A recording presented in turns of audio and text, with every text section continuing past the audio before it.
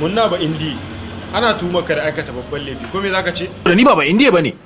Me kake nufi to? Kai dan ina ne? Ni dan China ne. Ba China ne ni. Macha ne. Kowa in ya aikata laifi ya gudu. In har aka kamo shi, kokari yake kare kanshi. Kai kuma a'a, nesanta kanka ma kake daga mahaifarka. Ko me yasa hakan? Shari suke min da mai tsayi kafa 5 da inci 9 kuma mai nadaddan gashi. Yanzu kai baka jin kunyar furta cewa kai ba indiya bane. To ai siffofinka aka lissafo. Amma waɗannan siffofi ba nawa bane.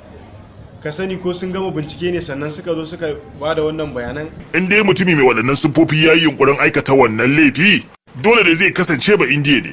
Ta ya za a ce ba kai bane? Me shari'a ko me zaka ce game da wannan batu?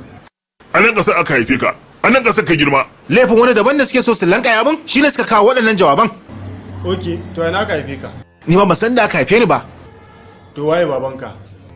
Waye babana wace ummata ban san su ba. Kana nufin baka san kowa ba?